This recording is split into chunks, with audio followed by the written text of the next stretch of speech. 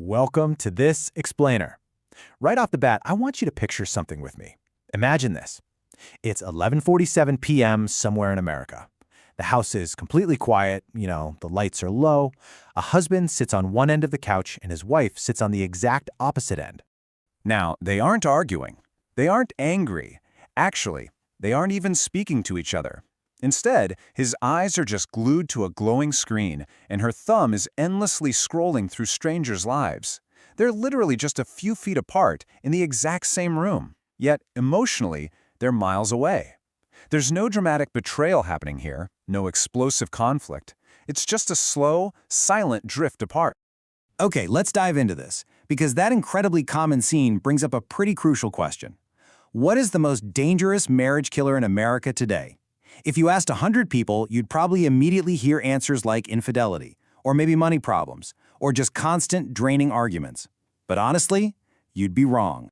Which brings us to Section 1, the silent marriage killer. See, the biggest threat to modern relationships isn't loud, and it rarely makes some grand entrance. It's totally quiet. It slips into our homes, our bedrooms, and our dinner tables entirely unnoticed by the very people it's actively destroying. And here's the harsh reality we all kind of have to face. It's the device sitting quietly in your pocket right now. That small piece of glass and metal is actively engineering emotional distance between partners all over the world. And the most terrifying part? Most people don't even realize it's happening until the distance feels almost impossible to bridge. Let's move to Section 2, the business of attention, and see how this builds. To really understand this, we need to shift our focus from that intimate couch setting to the massive, multi-billion-dollar tech industry orchestrating the whole thing behind the scenes. Most people operate under a pretty massive misconception here. If I asked you right now, what do social media companies sell? You might say, well, they sell communication tools or global connectivity or, just advanced technology. But they don't sell any of that. They sell your attention. Every single second you spend scrolling creates immense value for them. Every click generates data, every pause becomes information, and every emotional reaction you have is converted directly into corporate profit. The longer you stay engaged, the more money these platforms make. So these aren't just communication tools anymore. They're highly sophisticated attention-capturing machines, literally built by engineers to keep you hooked. 2 hours. That is the minimum average time Americans spend on social media every single day. And for younger generations, it's significantly higher. Now, the real issue isn't just the raw screen time itself. It's what that screen time replaces. Every hour spent scrolling is an hour not spent talking, not listening, or not building trust with the person right next to you. In a relationship, attention is basically love made visible.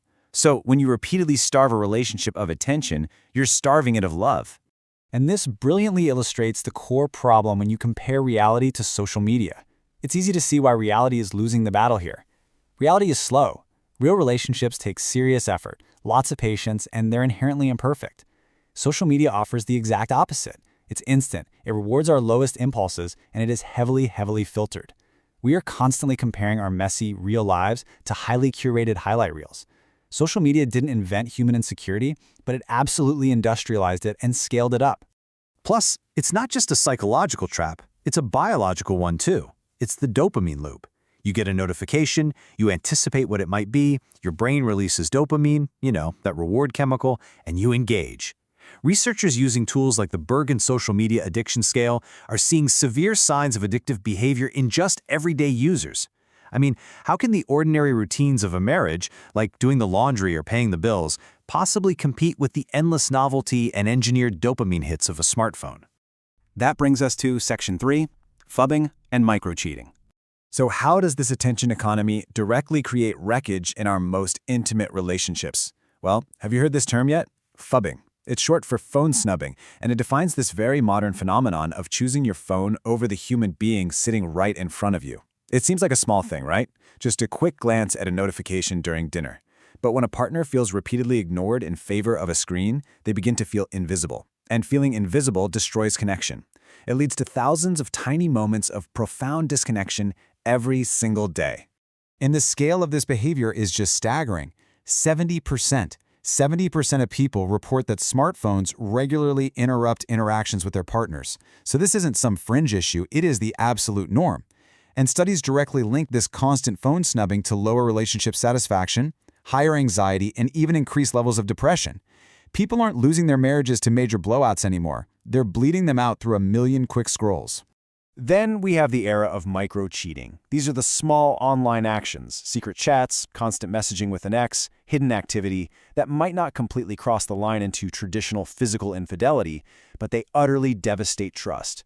Technology has completely lowered the barrier to temptation. In fact, family attorneys are increasingly using screenshots, direct messages, and digital records as standard evidence in divorce proceedings. We've essentially traded genuine trust for electronic partner surveillance, constantly monitoring likes and followers out of pure anxiety.